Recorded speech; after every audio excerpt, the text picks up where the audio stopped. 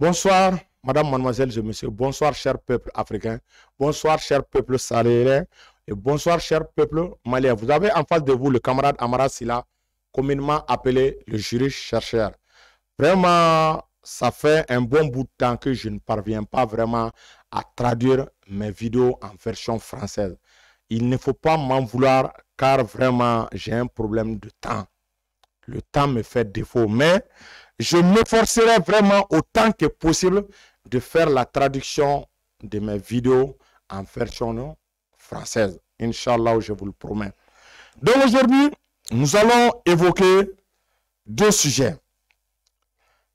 Le premier sujet porte sur la tentative de déstabilisation de l'AES. Nous avons eu au cours des nouvelles en provenance des États-Unis que les États-Unis souhaiteraient octroyer une aide de 572 millions d'euros au pays de l'AES. Nous nous demandons, nous nous posons cette question. Pourquoi maintenant? Pourquoi pas dans le passé? Donc, nous allons tenter de répondre à cette question au cours du développement de l'émission. Ensuite, nous avons eu écho aussi d'une très bonne nouvelle que les pays qui se retrouvent au sein de l'organe du regroupement BRICS aussi souhaitent aider les pays de l'AES, que les BRICS veulent financer les pays de l'AES. Vous voyez, c'est comme il y a une concurrence entre vraiment deux tendances. Les BRICS et les Occidentaux. Simultanément, les BRICS et les Occidentaux veulent tous financer l'AES. Donc, ça veut dire faisons attention, il y a quelque chose en cours. Il y a un piège par rapport vraiment à l'opération de séduction de ces deux grandes puissances. Donc, nous allons essayer vraiment de trouver, de donner des réponses vraiment face à cette problématique. Donc, je vous demande de partager massivement, vraiment de liker, de mettre des cœurs pour permettre aux vidéos vraiment d'aller de l'avant. Donc, nous allons entamer le premier sujet. Comme je vous l'avais dit au début du titre, le premier sujet porte sur la tentative de déstabilisation des pays de l'AES via les États-Unis. Les États-Unis comptent octroyer une aide financière de 572 millions d'euros au pays de l'AES. Nous nous demandons pourquoi soudainement les États-Unis veulent aider les pays de l'AES. Pourquoi les États-Unis n'ont pas fait dans le passé? Vous savez, il y a une explication à cela. En principe, théoriquement, au mois de janvier 2025, cela officialisera la sortie des pays de l'AES de la zone CEDEAO. Bon, les Occidentaux ainsi que les États-Unis veulent coûte que coûte tout faire pour empêcher la sortie des pays de l'AES dans la zone CEDEAO, car ils ont partagé le monde. Donc, en partageant le monde, nous, on a été confiés vraiment à l'ancien colonisateur qui s'appelle la France. Et l'ancien colonisateur a fait de telle sorte qu'elle a créé vraiment une organisation pour permettre de gérer un certain nombre de pays qui s'appelle la CEDEAO. C'est vraiment à travers la révolution malienne et la création de l'AES que nous avons réellement compris que la CEDEAO roulait pour ces pays occidentaux. Car ce sont ces pays occidentaux qui finançaient la CEDEAO. Nous avons vu que lors des réunions de la CEDEAO, ce sont les Européens qui viennent assister en grand nombre. Ça veut dire que la CEDEAO n'est pas maître d'elle-même. Elle n'a pas vraiment la possibilité de prendre toutes ces décisions en toute indépendance. Donc, raison pour laquelle les pays de l'AES ont quitté cette organisation pour avoir leur véritable indépendance. Donc, nous avons créé notre chemin. Nous avons créé la Confédération des pays de l'AES, c'est-à-dire une organisation va gérer les trois pays simultanément. Donc, l'organisation a fait des progrès sur le plan militaire. Maintenant, qu'est-ce que nous constatons? Les États-Unis, au départ de l'AES, ils étaient hostiles, ils n'ont rien fait pour nous aider. Maintenant, ils ont vu que l'AES est en train de se débrouiller. Ils ont vu que sur le plan sécuritaire, nous avons enregistré des victoires. C'est maintenant que les États-Unis souhaitent vraiment venir nous proposer leur aide. Ils veulent nous proposer leur aide dans le but de créer le doute dans la tête des Russes. Lorsque les Russes verront que nous avons accepté l'aide des États-Unis, ça risquerait de les mettre dans un climat de doute. Vous savez, toutes les grandes puissances aiment investir dans un pays où il y a la stabilité, dans un pays qui est proche d'eux sur le plan idéologique. Tel le cas actuellement, la Russie sait qu'elle est proche sur le plan idéologique de l'État du Mali. La Russie compte sur la stabilité malienne pour pouvoir financer encore davantage l'État du Mali. Mais si la Russie voit que la stabilité est menacée, ou bien si vraiment des personnes vraiment qui ont l'odeur de la France ou bien l'odeur des Occidentaux se rapprochent dangereusement de notre pouvoir, ça risquerait de créer un climat de doute, ça risquerait d'amener une certaine réticence, surtout notamment vraiment dans le financement des projets par la Russie. Donc, faisons attention vraiment à ce que la Russie ne soit pas mise en doute, car elle est en train de se concentrer sur sur le conflit en Ukraine. Ce conflit lui coûte énormément, tellement cher qu'il ne faudrait pas que vraiment qu'on vienne lui créer encore d'autres problèmes. C'est pour cela que les pays de l'AES doivent tout faire pour refuser cette aide. Parce que cette aide, vraiment, nous pouvons dire qu'elle est empoisonnée. C'est un cadeau empoisonné visant vraiment à créer un climat de méfiance entre nous et nos partenaires russes, même les partenaires chinois. Parce que nous ne pouvons pas prétendre avoir notre souveraineté, dire à l'Occident de partir et reprendre encore l'argent avec ces mêmes Occidentaux. Ce n'est pas cohérent. Donc, les 572 milliards représentent à peu près 371 milliards de francs CFA. Si vraiment les pays, si on s'en tient même au Mali, en essayant de mieux gérer les revenus liés à l'exploitation de l'or, je vous assure, mes chers abonnés, que nous serons en mesure de payer nos fonctionnaires, d'acheter vraiment tous les armements modernes dont nous souhaitons.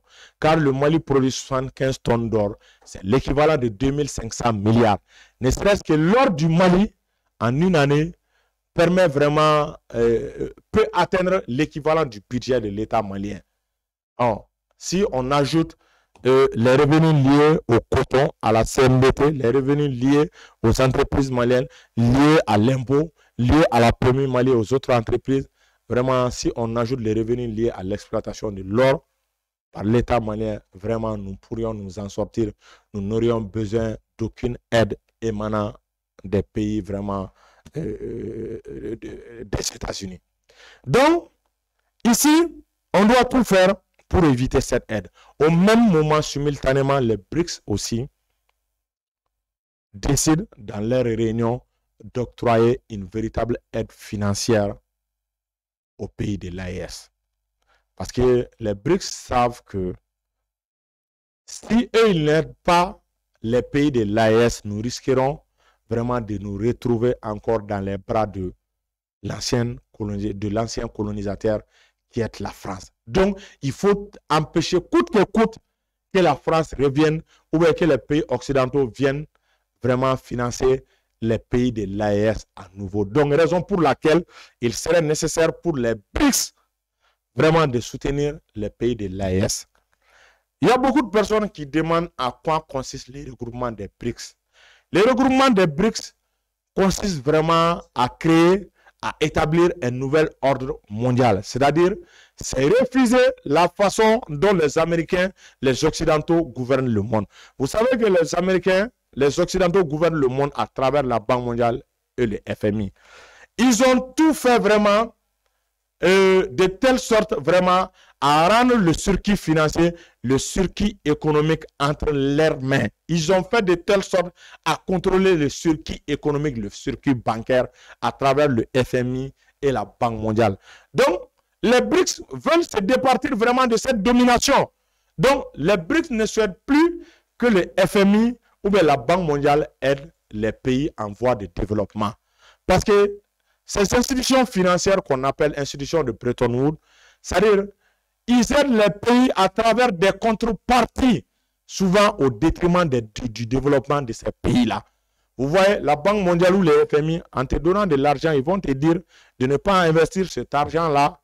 Imaginez, cet argent-là dans l'armée, ils vont te dire de ne pas l'investir dans l'agriculture. Ils vont te dire de vendre telle ou telle entreprise. C'est ce qui est venu vraiment dans les années 80 et 91, vraiment avec la politique d'ajustement structurel. C'est ce qui est venu, c'est eux qui ont proposé à ceux qui sont venus vraiment expérimenter la démocratie chez nous, c'est-à-dire les révolutionnaires de mars 91.